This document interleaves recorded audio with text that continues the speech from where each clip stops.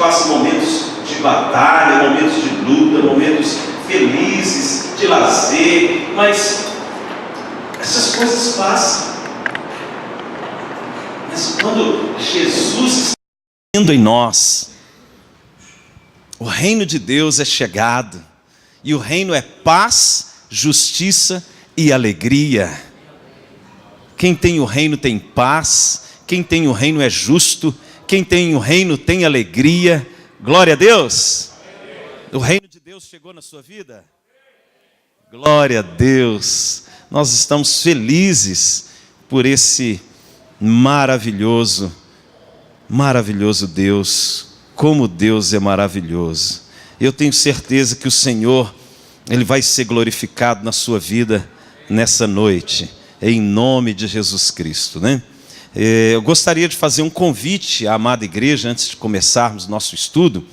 Nós vamos estar celebrando a festa de Pentecostes, do dia 21 ao dia 23, pastor Maurício. Se o senhor autorizar, pastor Paulo, os irmãos aqui estarem conosco, vem pessoas de vários lugares do Brasil, caravanas, pessoas de fora do Brasil para participar. São 3 dias, quinta à noite, sexta, manhã, tarde e noite, e sábado, manhã, tarde e noite. Do dia 21 ao dia 23 de julho, o valor é R$50 por pessoa, e vem preletores também que serão uma grande bênção ali, vão derramar da unção do Espírito Santo, em nome de Jesus. Nosso tema, ele está todo baseado na vida de Sansão, sobre o espírito de fortaleza. Nós vamos fazer um estudo como o Espírito Santo ele estava na vida de Sansão, sobre a história de Sansão e o paralelo da vida de Sansão na vida daqueles que às vezes tem o Espírito Santo, né? Às vezes ele tem algo tão glorioso dentro dele, mas ele não sabe cuidar daquilo que Deus mesmo derramou sobre ele. Então nós vamos estar lá estudando, ministrando, Juízes de 13 a 16, os livros da Bíblia. Se você quiser participar, você já vai lendo o livro de Juízes. As ministrações serão todas elas em nome de Jesus. Vão estar preletores abençoadíssimos conosco, ministrando a palavra de Deus, né? Então, esse convite para que você seja edificado, é para o reino de Deus, né? O Joselito, ele veio lá do Espírito Santo, né?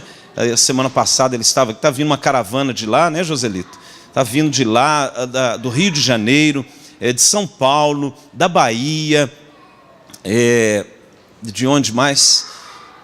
Aqui do interior de Minas, lá de Bom Despacho, está vindo um ônibus, de Itaúna. Os irmãos queridos estarão conosco lá. Vão ser dias assim de adoração a Jesus, e queremos que você receba a palavra de Deus, né? Vai ser como o pastor Maurílio, ele disse ali, nós somos um só corpo, servindo o mesmo Deus, em nome de Jesus. Eu quero fazer uma oração, iniciando esse momento, mais uma vez. Pai, obrigado pelo privilégio de estar com os meus irmãos, de compartilhar a Tua palavra com essa igreja gloriosa, essa igreja que tem feito diferença na vida das pessoas, essa igreja que tem ensinado a Tua palavra na vida desses homens de Deus que eu conheço há tantos anos, a integridade, o caráter, a família, o coração totalmente voltado para o Senhor, para o evangelho puro, santo e que glorifique o Teu nome. Meu Deus, que o Senhor abençoe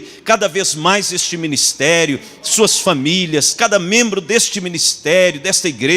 O Senhor possa prosperar o caminho de todos eles, ó Pai, e a glória do Senhor se manifeste, ó Deus, para que Jesus seja conhecido aqui, meu Deus, nessa região, meu Deus, em todas as nações aonde o Senhor enviar o trabalho deste ministério para a glória do Teu nome. Obrigado, Deus, também, meu Deus, pela vida de cada pessoa que está aqui essa noite, que o Senhor possa falar ao coração para a glória do Senhor. Todos digam amém. Amém. Em nome de Jesus. Glória a Deus. Vamos abrir a palavra do Senhor em 1 Coríntios, capítulo 15.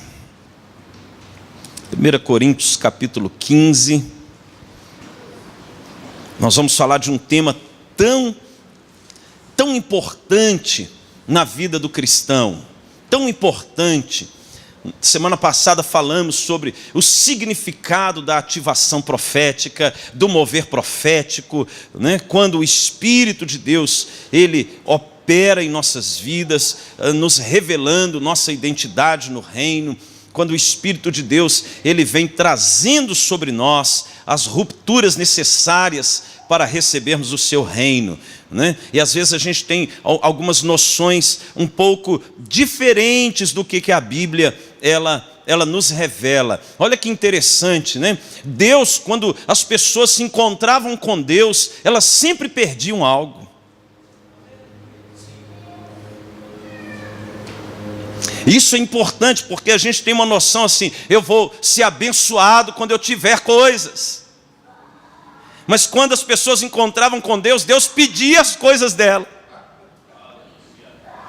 A experiência na vida com Deus não é o que você ganha com Deus, é o quanto você está disposto a perder para Ele.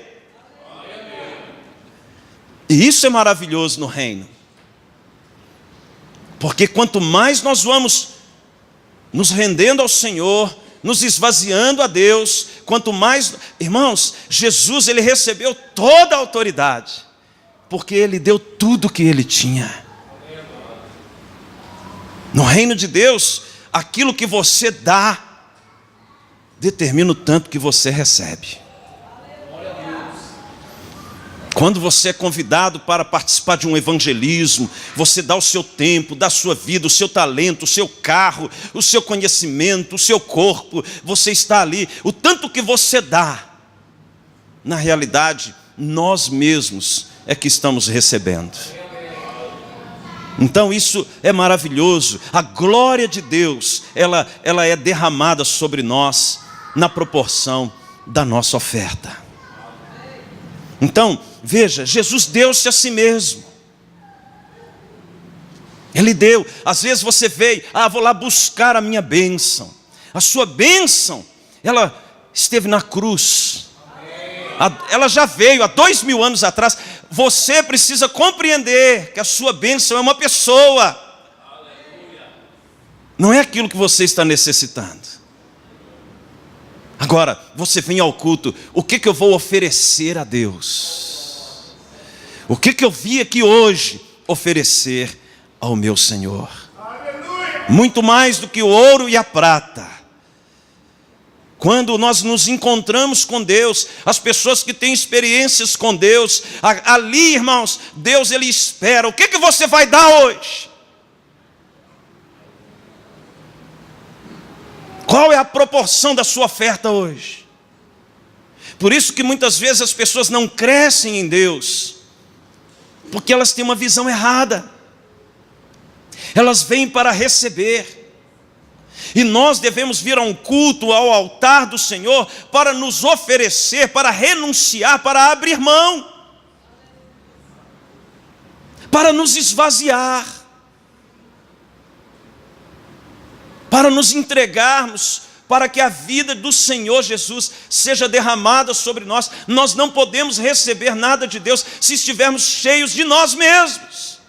Eu vim aqui hoje sacrificar o orgulho, sacrificar o meu egoísmo. Eu vim aqui hoje oferecer no altar, sabe o quê? A minha falta de paciência com as pessoas, a minha falta de amor. Senhor, eu quero me esvaziar da dureza do meu coração. Eu quero, Senhor, oferecer ao Senhor, Deus, a renúncia da minha vida.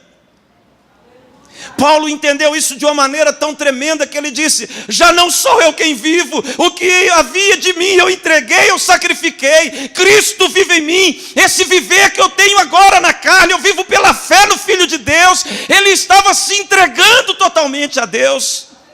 Quando ele encontra ali os presbíteros da igreja de Éfeso e Mileto, ele fala para eles: olha, eu não estou preparado somente para ser perseguido, mas até dar a minha própria vida. Porque era prazer dele oferecer a Deus. E você hoje, você veio buscar ou oferecer? O que você vai oferecer para o Senhor? A glória de Deus não pode resplandecer em nós se a nossa glória que é passageira. Nós estamos querendo refleti-la ao mundo. A minha glória, olha o que eu faço, olha o que eu sou, olha o que eu tenho. Não, é o que Ele é em mim. E é isso que Paulo escreve aqui, irmãos, com uma graça tão grande, tão linda. Ele está trazendo um entendimento sobre essa dualidade da terra e do céu. Nós temos duas naturezas, a glória da terra e a glória do céu. A Bíblia, ela revela essas duas dimensões todo o tempo. É Jacó e Israel. É Saul, é Davi. É Ismael, é Isaac. É a revelação de Deus, revelando duas dimensões do ser humano, da maneira que a pessoa, ela pode viver numa dimensão da terra, ou uma dimensão do céu. É alma ou é espírito. É o antigo ou é a nova aliança. O homem, ele tem nós temos essa natureza híbrida, essa condição de viver na terra, tendo também um espírito. Mas só que por não compreender, nós não revelamos a glória do céu. Por não entender, nós estamos tentando a glória da terra. Nós gostamos de elogios, nós gostamos de ser paparicados, nós gostamos. Mas será que é isso? Vamos ver aqui a palavra, 1 Coríntios 15, verso 47.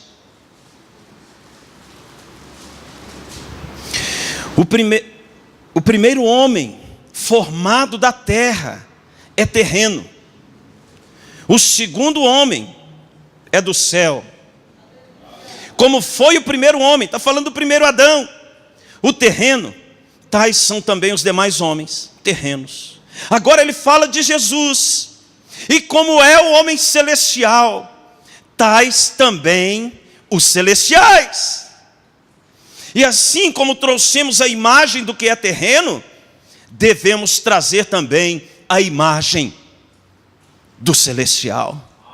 Jesus, ele veio trazer a imagem do céu. Mas a gente insiste em viver no primeiro Adão. Irmãos, quando Deus quer que a gente perca algo, não é porque Ele não gosta da gente, Ele quer tirar a imagem da terra de nós, Ele quer gerar em nós a imagem do céu.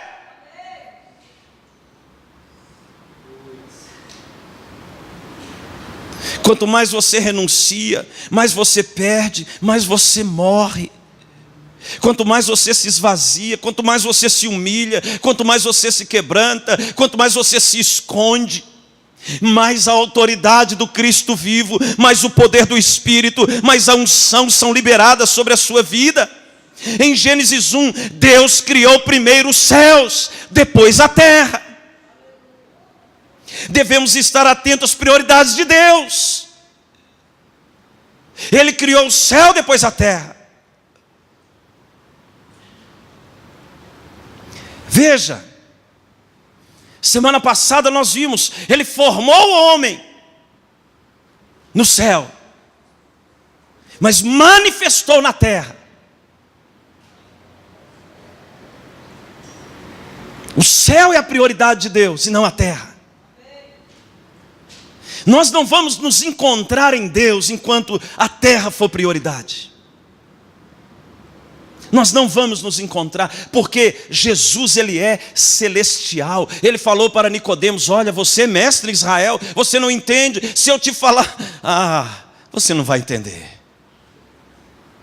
Você não entende as coisas do céu. Ele falava: eu sou o pão da vida. Porque a mente deles era terrena. Eu sou a luz do mundo. A linguagem de Jesus era uma linguagem celestial. Veja que coisa tremenda. Vamos lá em Gênesis 1. Eu gosto de Gênesis 1. Aqui tem muitos princípios maravilhosos. Olha aqui, verso 3. Disse Deus. O que Ele disse? Haja luz. e houve luz. E viu Deus que a luz era boa e fez separação entre a luz e as trevas. Verso 5, chamou Deus a luz dia e as trevas noite. Houve tarde e manhã, o primeiro dia. Que coisa interessante. Ele criou a luz, mas ele só cria o sol no quarto dia.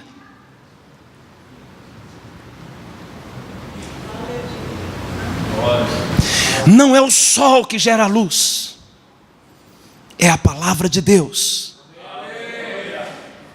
Ele criou a luz no primeiro dia, mas é no quarto dia. Veja, irmãos, por que Deus deixou essa ordem? Porque o sol está na dimensão do natural, a luz na dimensão do espírito. Eu sou a luz do mundo. Aquele que me segue jamais andará em trevas.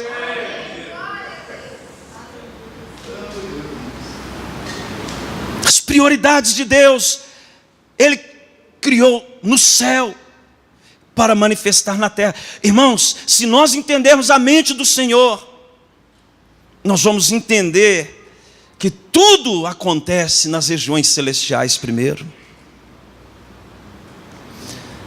É a palavra. A luz de Deus vem pela palavra. O sol não foi feito para iluminar. O sol foi feito para governar. Se você olha aqui no verso 14,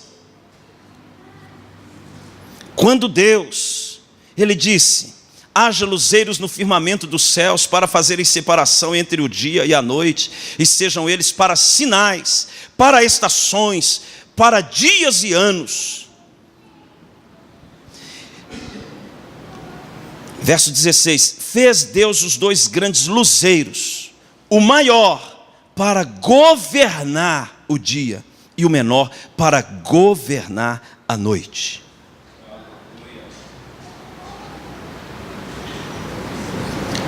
Veja que coisa interessante. A criação de Deus, ela tem propósitos. O que ilumina é a palavra.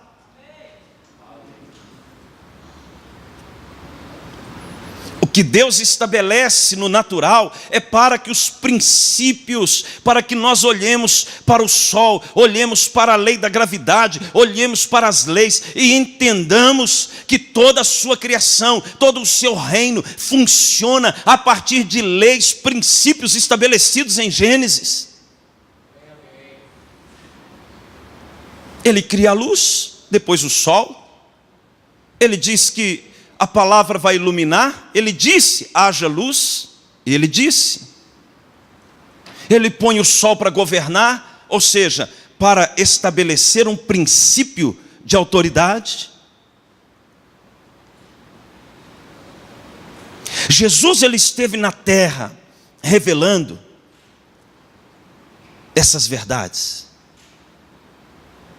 Quando Ele traz o entendimento do reino, as parábolas, às vezes as pessoas olhavam para Ele e viam um homem, olhavam para Ele e viram o filho de Maria, mas eles não conseguiam ver o Filho de Deus que estava dentro dele. Não conseguiam ver nele o Messias, não conseguiam ver a identidade, a presença do Espírito Santo. Essas duas dimensões, irmãos, elas podem nos tirar do foco, do propósito de Deus. Veja,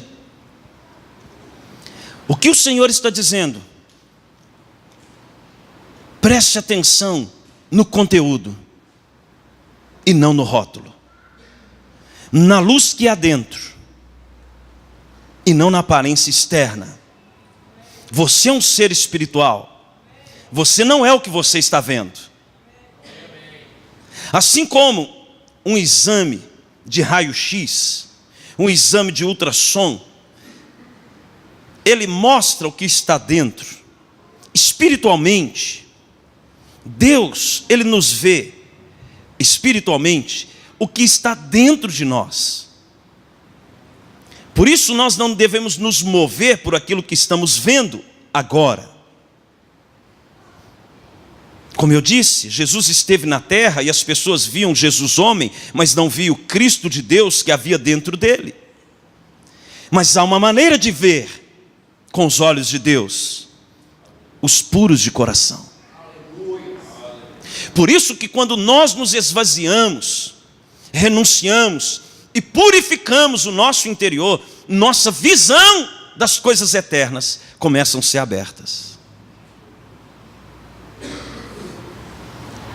Às vezes nós não vemos porque o nosso coração está tão cheio de impurezas. Mateus 5,8 diz: bem-aventurados os puros, limpos de coração, porque verão a Deus, verão o reino, verão a grandeza, o entendimento da palavra. Não adianta você ler essa palavra com a mente natural. Se você primeiro não se arrepende, não purifica, não se lava, o lavar regenerador, renovador do Espírito Santo, conforme Tito capítulo 3, se você não se purifica pela palavra, já estáis limpos pela palavra. Se você não se lava no poder do sangue, se não há arrependimento, se não há um desejo de purificação, de esvaziamento, você não vai ver essas coisas. Você só vai ver o que é natural.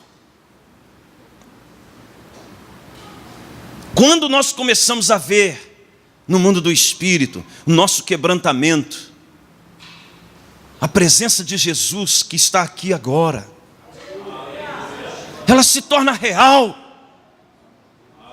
perceptível, gera temor, gera renúncia, gera mudança.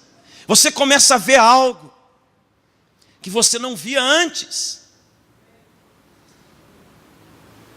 As pessoas, como disse o pastor Maurílio, nós somos o evangelho que elas estão vendo. Elas vão ver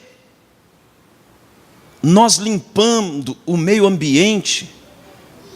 Antes de ontem eu fui no hospital com a minha filha Giovana. Ela sofreu uma queda, bateu a cabeça, e eu levei ela no hospital infantil. Aí eu fui ao banheiro do hospital, estava tudo papel sujo no chão do banheiro.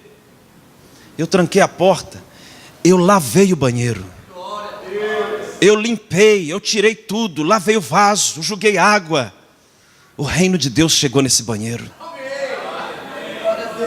Onde o reino de Deus passa, produz transformação.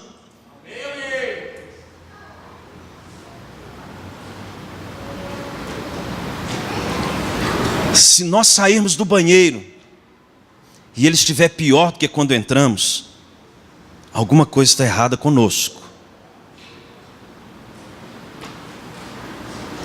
Porque em todos os lugares, no trabalho, o reino de Deus é chegado. Ele tem que produzir mudança. Eu tenho um discípulo muito querido. Eu estava com ele no carro, numa chuva torrencial. E aí passamos ao lado de um bueiro. E o bueiro estava assim aberto. E aí eu parei o carro. E eu falei para ele: fecha lá aquele bueiro. Mas nessa chuva, Aí eu falei: vai lá rápido, estamos com pressa. Coloca o bueiro no lugar. Algum carro pode passar ali e estourar o pneu. E ele foi e colocou. Aí eu perguntei para ele: você entendeu? Entendi que o bueiro estava fora do buraco, alguém poderia. Sim, mas espiritualmente o reino de Deus passou aqui. Amém. Onde o reino de Deus passa, ele produz mudança, proteção. Só que nós olhamos as coisas só na ótica natural.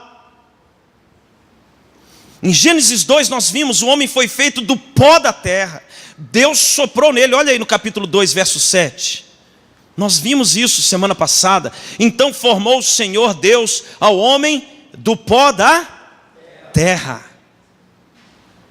e lhe soprou nas narinas o fôlego de vida, e o homem passou a ser alma vivente.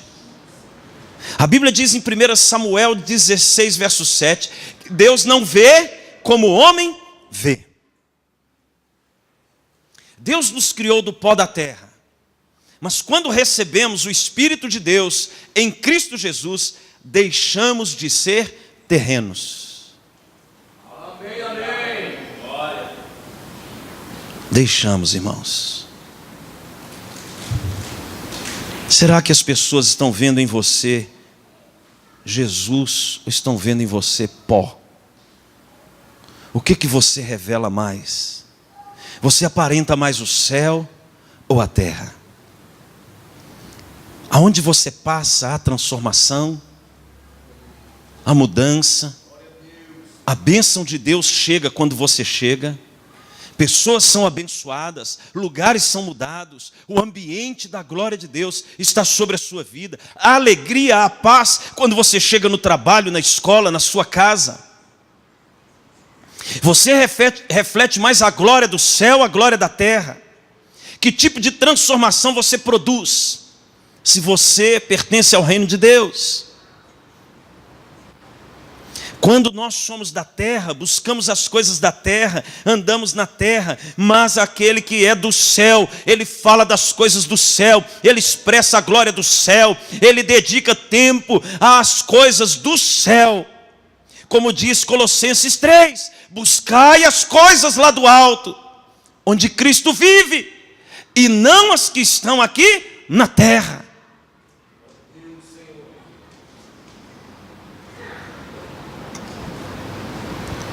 E por isso você deve caminhar com pessoas que caminham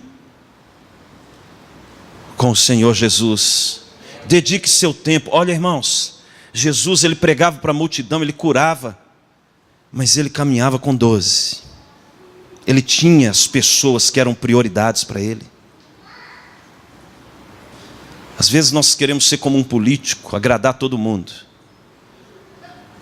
Tenha foco na sua vida, invista em pessoas. Você está vendo que aquela pessoa, ela ama Jesus, ela quer as coisas do céu, dedica tempo para ela, gera nela o caráter de Cristo. Para você não julgar as pérolas aos porcos. Irmãos, quando nós temos a revelação do céu, as nossas prioridades mudam. Pessoas vão ver Jesus em você. Pessoas vão desejar mais de Jesus através da sua vida. Entenda e discerna que essas pessoas estão sendo enviadas por Deus para você revelar o reino. Muita gente se aproxima de nós com algum tipo de interesse. Às vezes é um trabalho, às vezes é dinheiro, às vezes é algum interesse político, algum interesse humano, natural. Mas quando você encontrar alguém que tem interesse com as coisas do céu, para tudo, invista nela. Ela viu Jesus em você. Ela está com fome. Muita gente passa pelo nosso caminho, mas às vezes a gente não discerne. Nós temos essas duas naturezas, do pó e da glória. 2 Coríntios 4:7 fala que o vaso de barro, ele contém um tesouro. E Jesus colocou algo dentro de nós, a sua glória. Você tem Jesus na sua vida, sim ou não?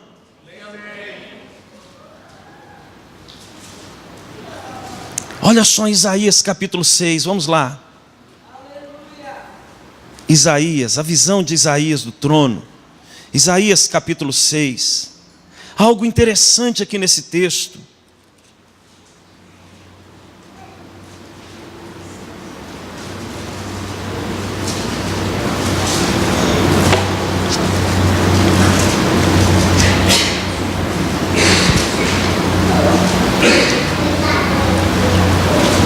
Verso 3. E clamavam uns para os outros dizendo: Santo, Santo, Santo é o Senhor dos exércitos. toda a terra está cheia da sua glória.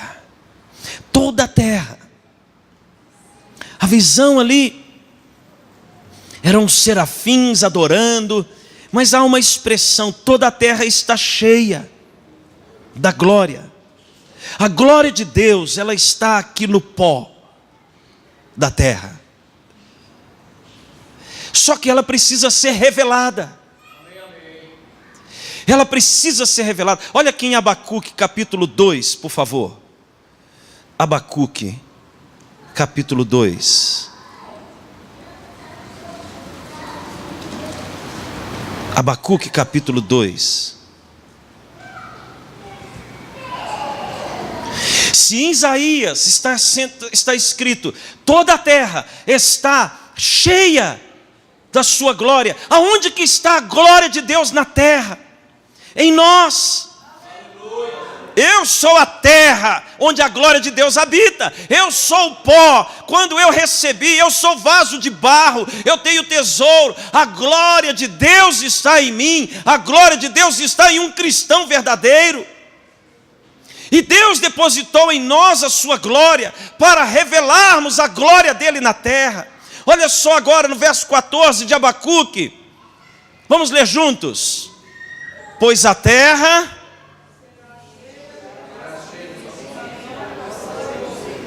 se encherá do conhecimento.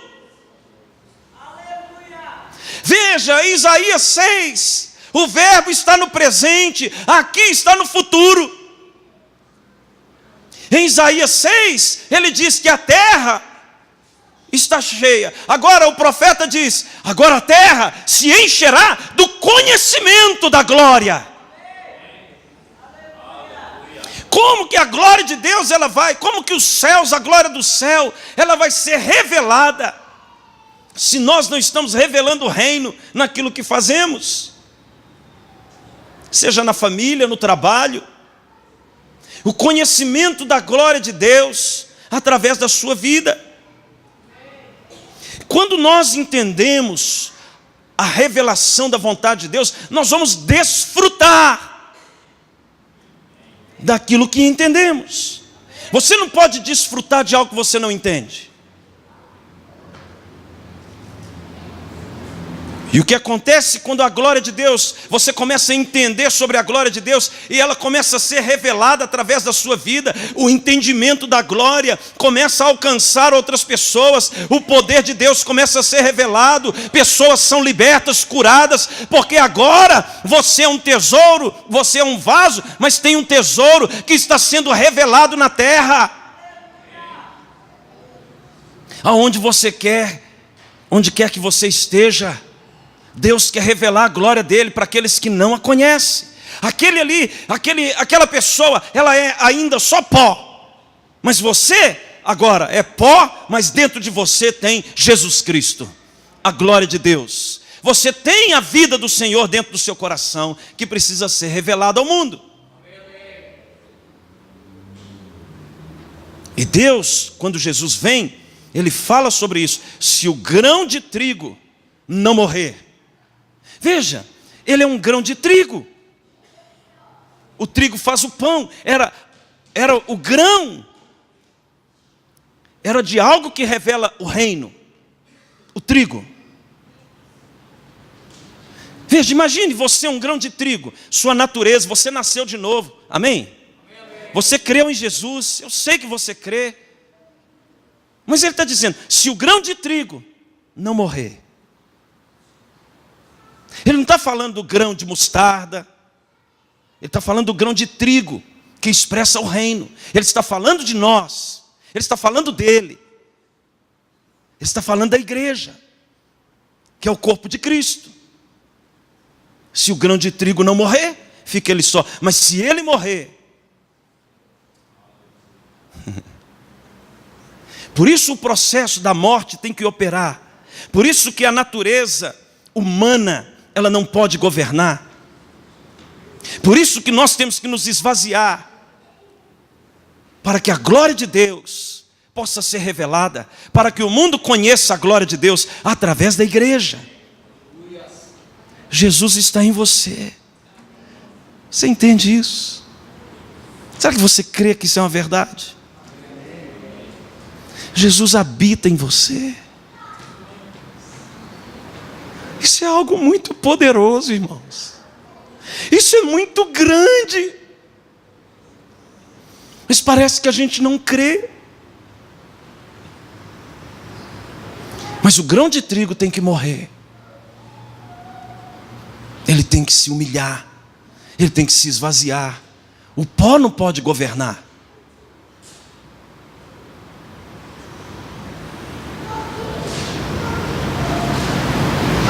Vamos ver lá em 2 Coríntios de novo, capítulo 4. Vocês gostam de ler a Bíblia, irmãos? Amém. Aleluia. Deus quer manifestar a glória dele através da sua vida. Veja que coisa linda. Olha só o que Paulo está dizendo, verso 3 em diante. Mas, se o nosso evangelho ainda está encoberto, é para os que se perdem que está encoberto, nos quais o Deus deste século cegou o entendimento dos incrédulos, para que lhes não resplandeça a luz do evangelho da glória de Cristo, o qual é a imagem de Deus. Porque não nos pregamos a nós mesmos, mas a Cristo Jesus como Senhor, e a nós mesmos como vossos servos, por amor de Jesus. Agora olha o verso 6. Cuidado para você não cair da cadeira. Porque Deus que disse, estão comigo? Das trevas resplandecerá a luz. Ele mesmo resplandeceu em nosso coração, para a iluminação do conhecimento da glória de Deus na face de Cristo. Para a iluminação do conhecimento da glória de Deus. Paulo estava dizendo, olha, o nosso evangelho está encoberto para quem não crê. O diabo, ele cega o entendimento dos incrédulos. O que é um incrédulo? É uma pessoa que recebeu a palavra, mas não crê. Ele não está falando de ímpio. Ele está falando de pessoas que se dizem cristãs, mas não andam na revelação da glória de Cristo em suas vidas. Preste atenção, Jesus habita em você.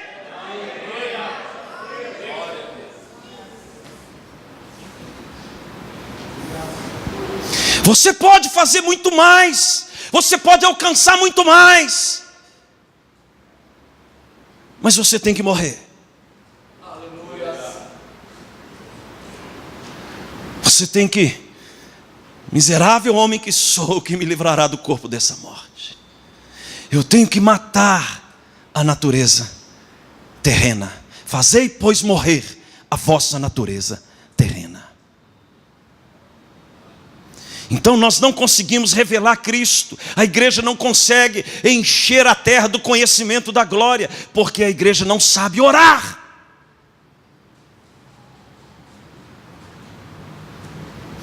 Jesus, eu estou precisando pagar minha conta.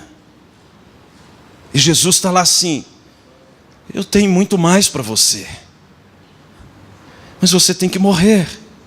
Jesus, eu estou precisando casar. Eu estou precisando disso, minha empresa está assim, meu trabalho, minha faculdade. Nós oramos na perspectiva terrena. Senhor, perdoa-me por não deixar o teu Espírito governar. Perdoa-me por não obedecer a sua voz. Perdoa-me pelo meu egoísmo, pela minha falta de amor. Me ajude a servir o pobre, o necessitado. Me ajude a amar mais as pessoas. Por favor, Senhor, me ajude a abraçar mais, a ajudar mais, Senhor, a revelar Jesus. Me ajude a ter um coração manso e humilde. E por que nós não revelamos a glória? Olha o verso 6 novamente. Porque Deus que disse, das trevas resplandecerá a luz. Ele mesmo resplandeceu em nosso coração. Em nosso coração. Em nosso coração. Para a iluminação no nosso coração do conhecimento da glória de Deus na face de Cristo. Verso 7. Temos, pois, este tesouro em vaso de barro, para que a excelência do poder seja de Deus e não de nós. Aí vem o relatório. Quando nós começamos a desejar e compreender, desejar revelar essa glória e compreender que em nós habita a glória de Deus em Cristo Jesus, e nós começamos a buscar o conhecimento da glória, o poder da vida de Jesus, o poder e a autoridade que está em nós em Cristo, começa a se manifestar. Irmãos, a igreja começa a viver numa dimensão diferente. É diferente quando nós começamos a renunciar à nossa vida, quando nós começamos a perder aquele que perder a sua vida por minha causa. Jesus, ele vem nos pedindo uma renúncia, uma entrega, uma morte. Tome a sua cruz, venha após mim. A linguagem de Jesus é uma linguagem de mortificação da vida na terra. Veja que coisa tremenda. Olha aqui o verso 16.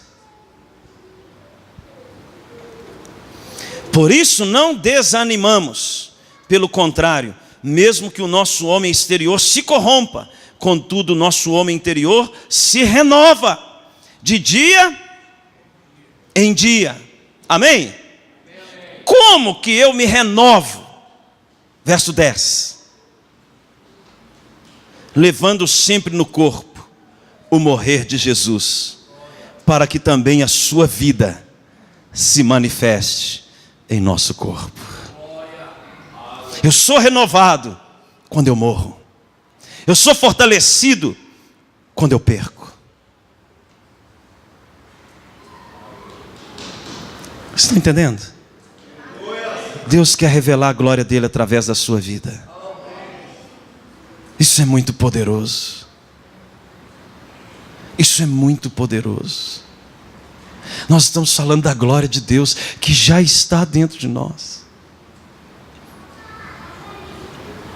A nossa maneira de orar tem que mudar. A nossa maneira de se relacionar com Deus. Jesus, ele falou, olha, o santo dos santos, o quarto de porta fechada é ali. O seu pai que vem em secreto. Mas nós vivemos um ativismo tão grande que não conseguimos liberar, renovar esse homem interior de dentro de nós. Vamos aqui em Efésios, por favor, capítulo 3. Coríntios, Gálatas, Efésios, está aí pertinho.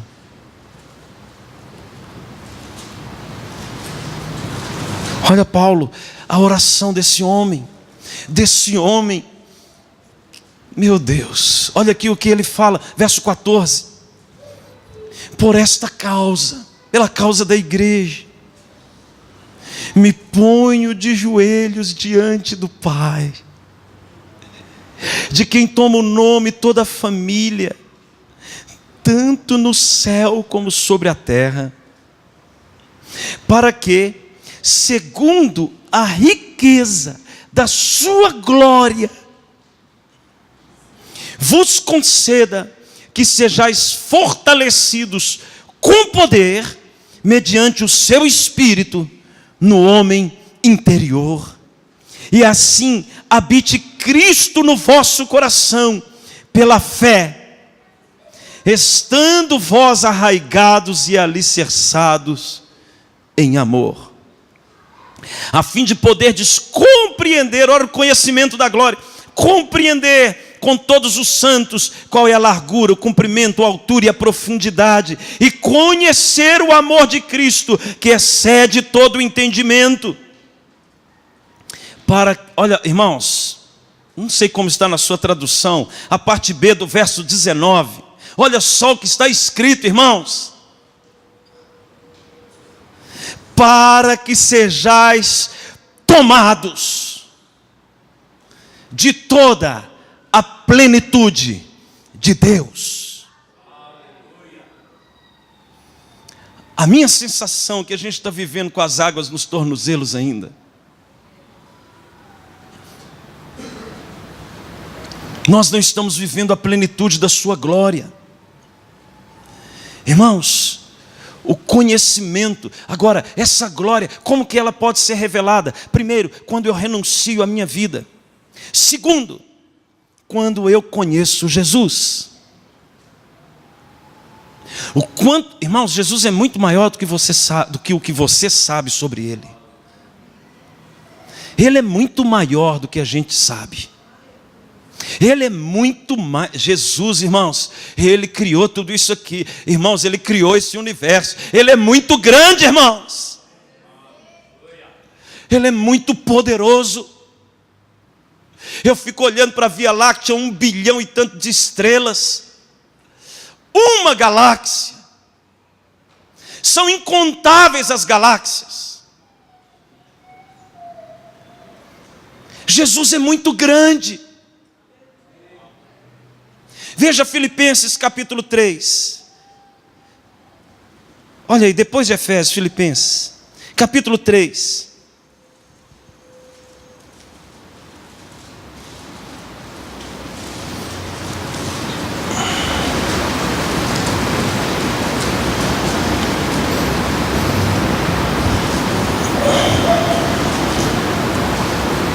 Verso 7.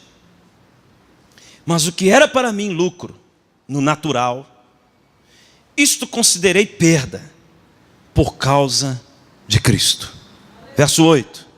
Sim, deveras considero tudo como perda por causa da sublimidade do conhecimento de Cristo Jesus, meu Senhor, por amor do qual perdi todas as coisas e as considero como refúgio para ganhar a Cristo e ser achado nele, não tendo justiça própria que procede de lei, senão é que mediante a fé em Cristo, a justiça que procede de Deus, baseada na fé. Verso 10.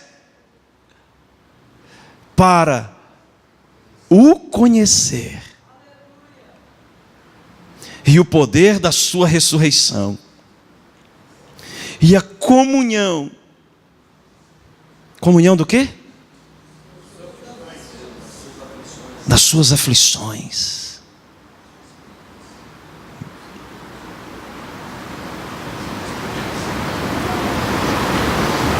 É difícil ver alguém pregar isso aqui, ó. Vem para Jesus ter comunhão com o sofrimento dele.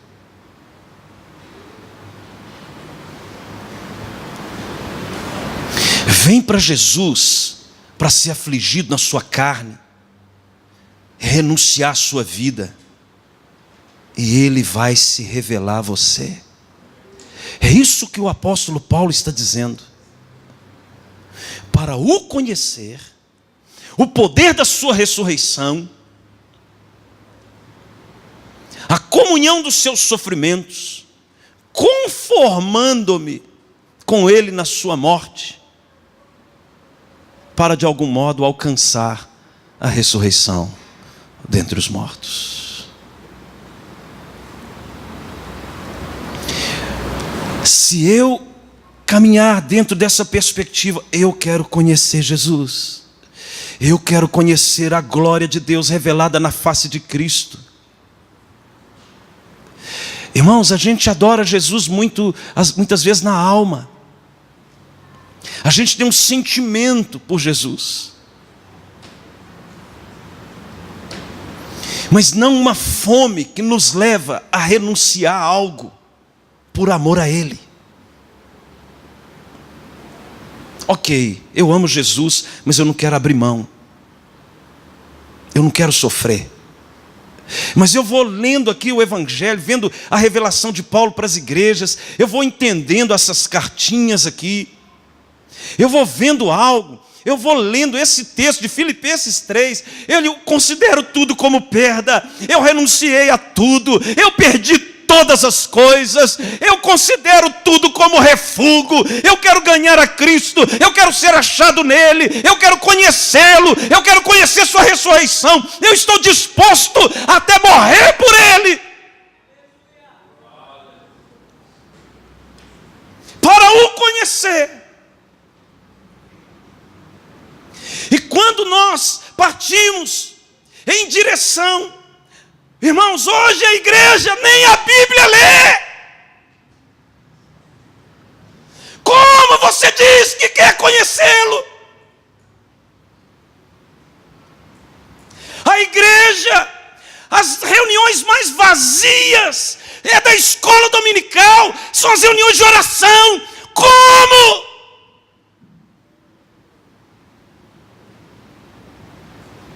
Isso é hipocrisia. Mas eu te amo, Jesus. Mentira! Você ama você mesmo. Você não o conhece. Veja o relato desse homem. Eu considerei tudo como perda, pela sublimidade do conhecimento de Cristo. Eu perdi todas as coisas, eu considero tudo na minha vida como refúgio. Hoje as pessoas, por causa de um jogo de futebol, não vêm à igreja.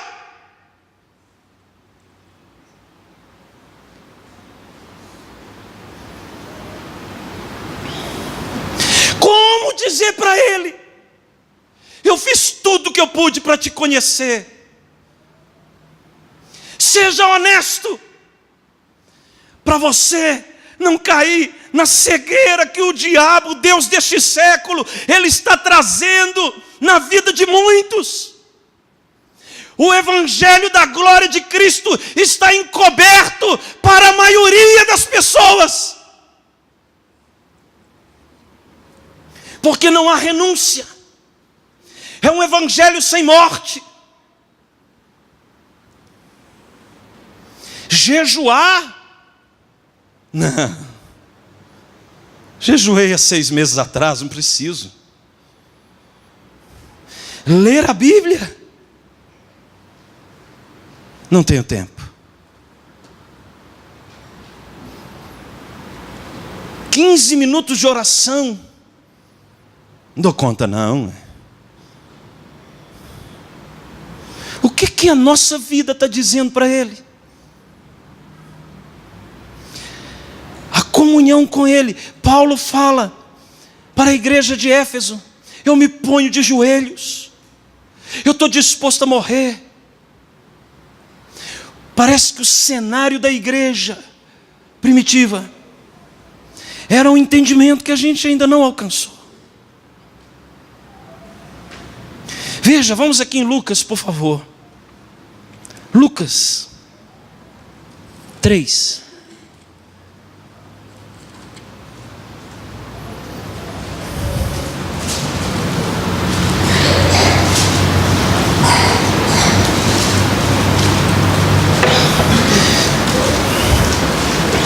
Verso 21. E aconteceu que ao ser todo o povo batizado, também o foi Jesus. E estando ele a orar, o céu se abriu. A oração abre o céu. O Espírito Santo desceu sobre ele em forma corpórea como pomba. E ouviu-se uma voz do céu: tu és meu filho amado, em ti me comprazo. Volta aí em Lucas, capítulo 1.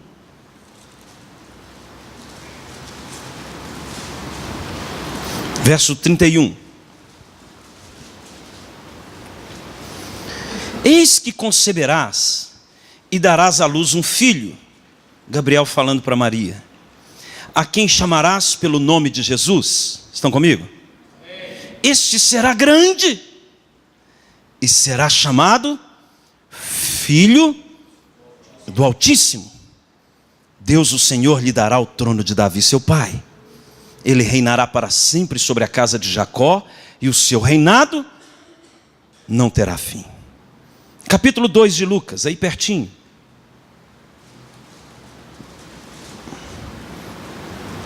Agora, os anjos, verso 9, aparecem para os pastores. E o anjo do Senhor desceu aonde eles estavam, e a glória do Senhor brilhou ao redor deles, e ficaram tomados de grande temor. O anjo, porém, lhes disse: não temais, eis que vos trago boa nova de grande alegria, que o será para todo o povo. É que hoje vos nasceu, na cidade de Davi, o Salvador, que é Cristo, o Senhor. Amém? Veja, Deus Pai disse: esse é meu filho. O anjo disse: ele será chamado de Filho do Altíssimo. O outro anjo disse, ou talvez o mesmo, Gabriel aqui: ele é Salvador, Cristo e Senhor. Elohim, El Shaddai e Adonai. Capítulo 1 de Marcos. Volta aí um pouquinho. Capítulo 1 de Marcos.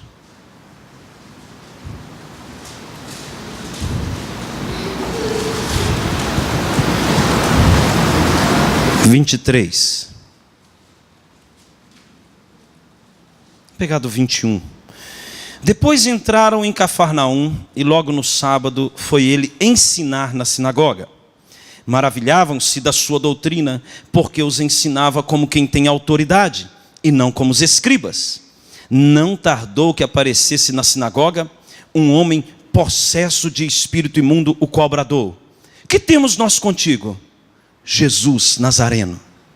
Vieste para perder-nos. Bem sei quem és, o Santo de Deus. Agora o diabo fala.